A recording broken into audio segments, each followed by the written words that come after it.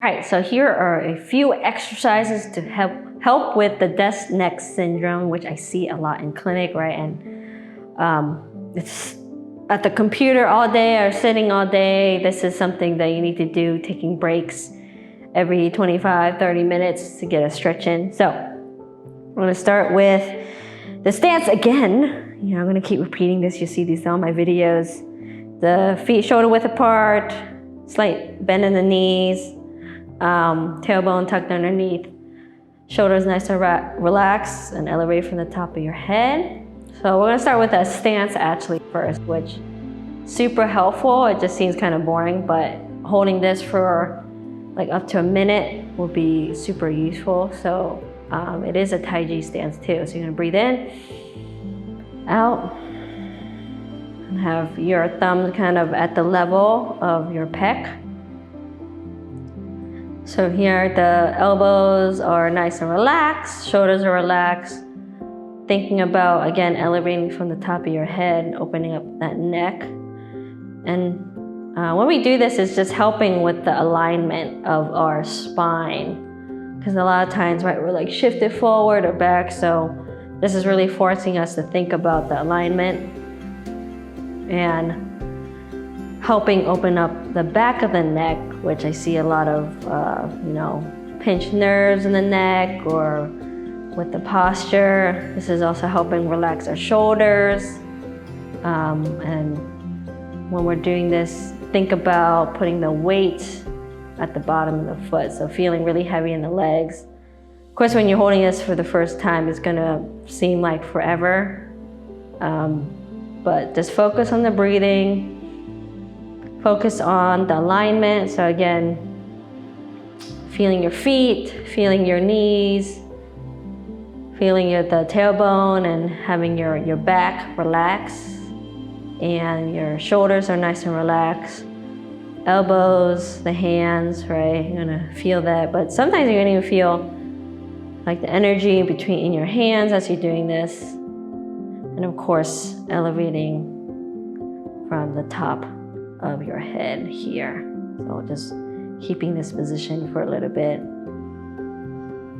Even if you feel tired the first time doing this, just again, go through the alignments, keep your head somewhere else. Breathing in, out, nice and relaxed. Breathing in, then you can relax your arms.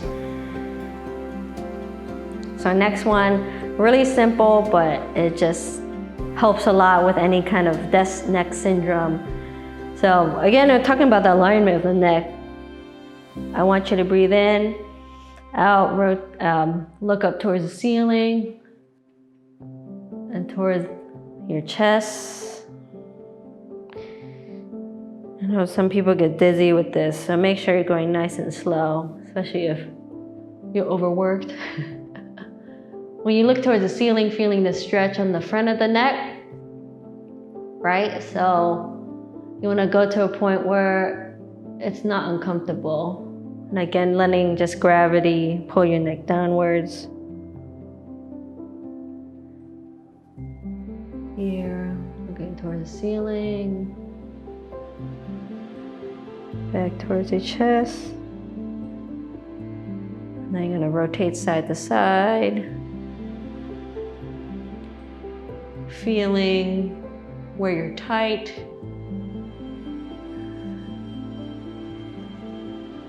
So just going to the point of where it just feels, not too uncomfortable, but you want to push it a little bit. And as you keep doing more repetitions, you'll be able to get farther.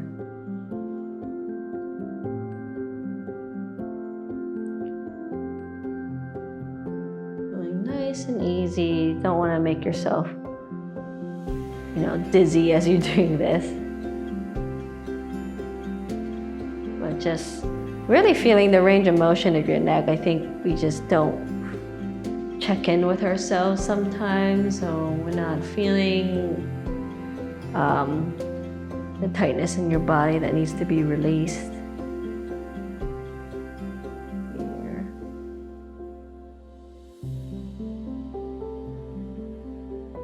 doing that a couple times. And the next one are like arm rotations. So really easy. You're just gonna kind of lift as you breathe in, the arm up. I kind of use this to help, not feel my pec, to make sure it's not getting too tight, rotating down. Oh, feel a pop there. That's a little tight. Rotating up, back down. Feeling the whole range of motion in your shoulders. And the reason I'm doing this is because neck and shoulders are always connected, right? The whole shoulder girdle and the neck. So this kind of works the upper part of your neck and the shoulder. And coming back the other way. Right, I'm using my breath to really lift my shoulder up, back down.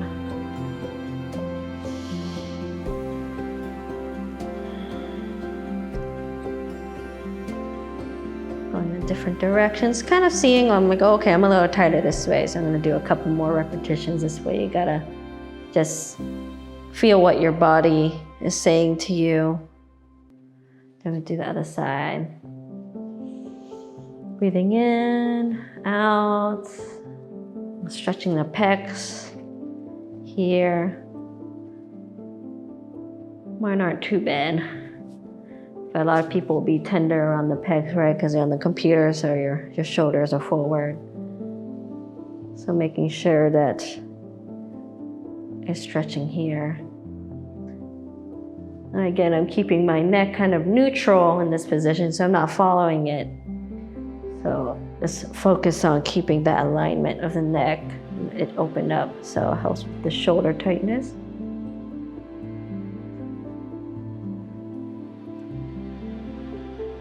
Here, I can definitely feel a little bit more tight on this side.